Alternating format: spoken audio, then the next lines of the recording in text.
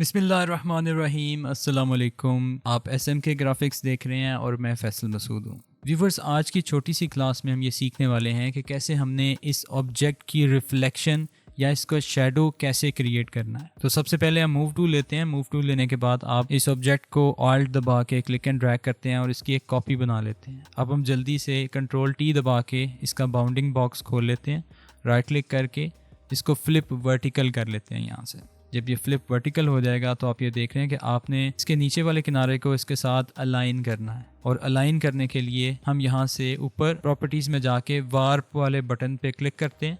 आपने याद रखना है कि वार्प वाली ऑप्शन आपको तब मिलती है जब आप बाउंडिंग बॉक्स को यहाँ पे लगाएंगे। जब आपका बाउंडिंग बॉक्स नज़र आ रहा होगा कंट्रोल T दबा के, तब आपको वार्प वाला बटन यहाँ पे मिलेगा।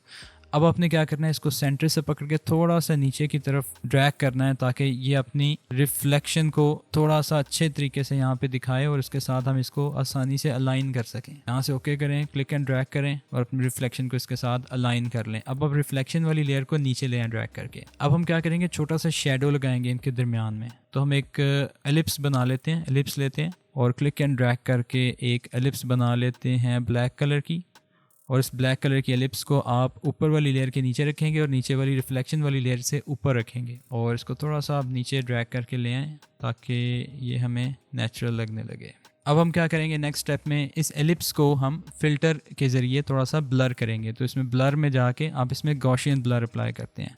कन्वर्ट टू स्मार्ट ऑब्जेक्ट पे क्लिक करें और गॉसियन ब्लर में देखें कन्वर्ट हो चुका है। और अब आप इसका रेडियस सेट करेंगे, जहाँ पे आपको नेचुरल लगने लगे वहाँ पे आप इसको ओके कर देंगे और इसकी ओपेसिटी को यहाँ से थोड़ा सा कम कर लेंगे ताकि आपको ये नेचुरल नज़र आने लगे। अब हम रिफ्लेक्शन वाली लेयर के ऊपर थोड़ा सा काम करेंगे। रिफ्लेक्शन वाली लेयर को सिलेक्ट करते हैं, इसके ऊपर मास्क अप्लाई करते हैं और यहाँ से इस पर ग्रेडियंट अप्लाई करेंगे। मास्क और ग्रेडियंट का ये रिलेशनशिप है कि जब आप मास्क अप्लाई करते हैं तो मास्क के ऊपर जहाँ जहाँ ब्लैक कलर आता है वहाँ से आपके उस लेयर को वो ट्रांसपेरेंट कर देता है और जहाँ पे वाइट कलर रहता है वहाँ से उसको ओपैक रहने देता है या वैसे ही ओरिजिनल कंडीशन में रहने देता है।